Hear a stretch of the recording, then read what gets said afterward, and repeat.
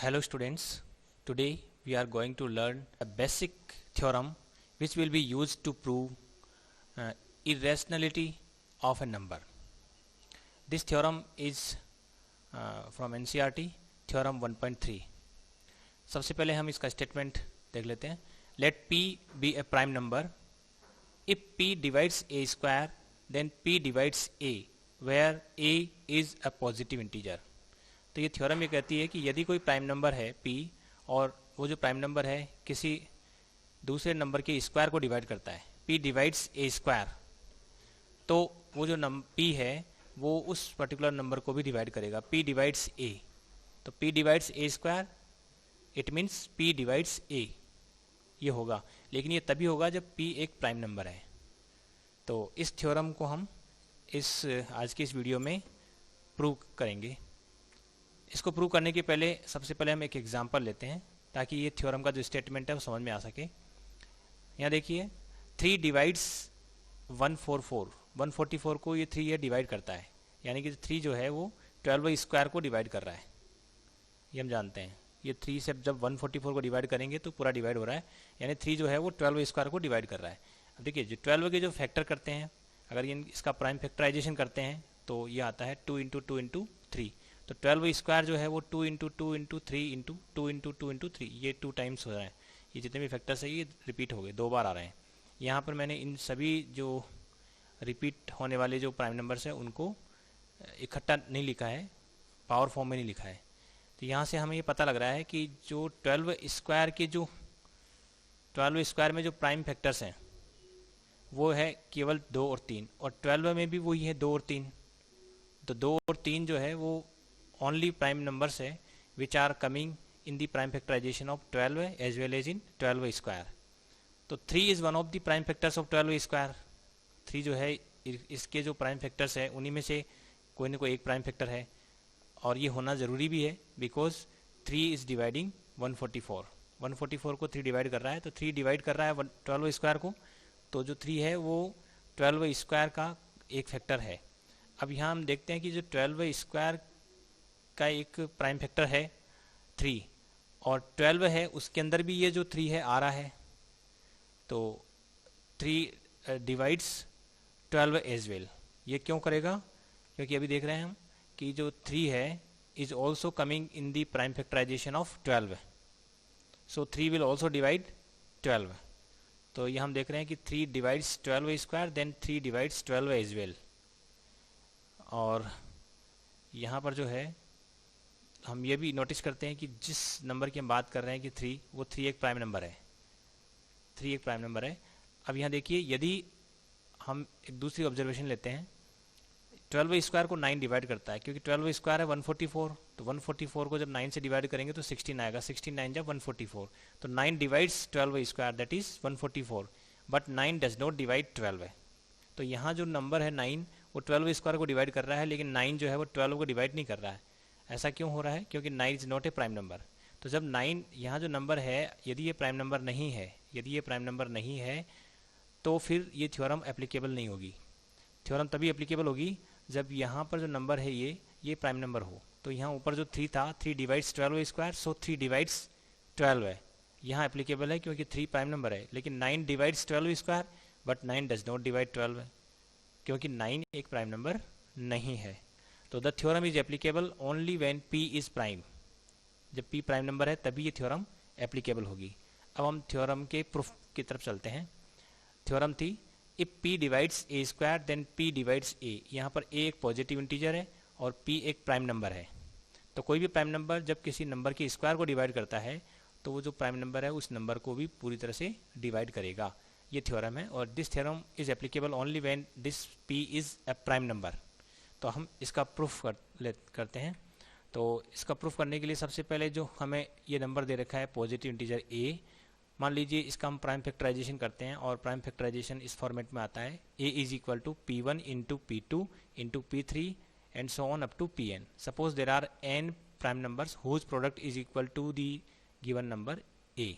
ये इस तरह से इसका प्राइम फैक्टराइजेशन. और प्राइम फैक्टराइजेशन जब भी करेंगे वो यूनिक होगा. ये इंश्योर करती है हमारी फंडामेंटल थ्योरम ऑफ अरिथमेटिक. तो यहाँ जो P1, P2, and all are primes और their product is equal to a. और यहाँ पर जो है यदि ऐसा भी हो सकता है कि कोई प्राइम नंबर रिपीट हो रहा हो, लेकिन यहाँ हम उसे पावर फॉर्म में नहीं लिख रहे हैं। तो these are the prime numbers which are not necessarily distinct. जैसा कि अभी देखिए इस 12 है, जो पहले एग्जांपल था 12 है, इसमें एक नंबर था 12, 12 के जो प्राइम फैक्टर किए थे 2 इंटू 2 इंटू 3, इसको हमने पावर फॉर्म में नहीं लिखा था, यहाँ 2 रिपीट हो रहा है। तो यहाँ अगर इस पर्टिकुलर केस में देखते हैं तो 12 जो है वो यहाँ पर हो रहा है, ये तो P1 का काम कर रहा है, ये P2 का काम कर रहा है और ये P3 का काम कर रहा है। तो 12 can be written as the product of P1 into P2 into P3, where P1 P2 P3 are the primes. और यहाँ P1 P2 P3 की वैल्यू जो है, P1 की वैल्यू 2, P2 की वैल्यू 2 और P3 की वैल्यू 3। तो ये हमेशा ऐसा कर सकते हैं, यदि हमें कोई भी प्राइम नंबर दिया जाता है, कोई भी नंबर दिया जाता है, प्राइम नंबर नहीं, कोई भी नंबर दिया जाता है, कोई भी पॉजिटिव इंटीजर है, तो that positive integer can be written as the product of primes where these primes are not necessarily distinct. तो हम ऐसा लिख लेते हैं इसको। तो ए हम लिख लेते हैं। अब यहाँ लिखा है P डिवाइड्स ए स्क्वायर, तो हमें ए स्क्वायर को कैलकुलेट करना है। तो यहाँ से ए स्क्वायर जो है ये हो जाएगा P1 into P2 into up to Pn, और फिर ये रिपीट हो रहा है, तो ये P1 square P2 square up to Pn square हो जाएगा। तो ए स्क्वायर की वैल्यू यहाँ पर ये आ जाती है। अब इस क्वेश्चन में दे रखा है कि जो थ्योरम है उसका जो गिवन पार्ट है वो ये है कि P divides a square, P जो है वो ए स्क्वायर को डिवाइड कर रहा है। अब इसका क्या मतलब हुआ, ए स्क्वायर को यदि P डिवाइड करता है तो डेफिनेटली ए square upon P must B N integer, यानी ए स्क्वायर को P पूरी तरह से डिवाइड कर देगा, ये पूरी तरह से कैंसिल आउट होगा और एक इंटीजर आएगा, यानी कोई नेचुरल नंबर आएगा। ए स्क्वायर की वैल्यू है P1 square P2 square up to Pn square, और this must be completely divisible by P। अब ये P एक प्राइम नंबर है, यहाँ ये P1 P2 ये Pn all are the prime numbers. तो ये P जो है इसको ए स्क्वायर को डिवाइड कर रहा है, P ए स्क्वायर को डिवाइड कर रहा है, तो P जो है P1 square P2 square Pn square, ये जो प्रोडक्ट है इन सब का प्रोडक्ट है, इसको भी P डिवाइड करेगा। अब यदि ये P ये जो ऊपर नंबर दे रखे हैं इनको डिवाइड करता है, तो definitely P must be one of P1 P2 Pn। P जो है इनमें से कोई ना कोई होना जरूरी है। P जो है या तो P1 होगा या P2 होगा या Pn होगा या P3 P4 इस तरह से। तो P जो है ये जो P, if P divides a square then P must be one of the factors out of P1 P2 up to Pn। इनमें से कोई ना कोई एक फैक्टर जरूर होगा P, ये हम यहाँ से इंश्योर कर सकते हैं। तो देखिए जो फंडामेंटल थ्योरम ऑफ अरिथमेटिक ये कहती है कि P is one of the prime factors of A square. P को जो है इस ए स्क्वायर के जो प्राइम फैक्टर्स हैं यहाँ P1 square P2 square Pn square, ये जो P1 P2 P and up to Pn जितने भी प्राइम फैक्टर्स हैं उनमें से कुछ कोई ना कोई जो प्राइम फैक्टर है वो P के इक्वल होना पड़ेगा, तभी ये जो है ना पूरी तरह से डिवाइड हो पाएगा। Therefore, from the fundamental theorem of arithmetic, it follows that P is one of the prime factors of a square.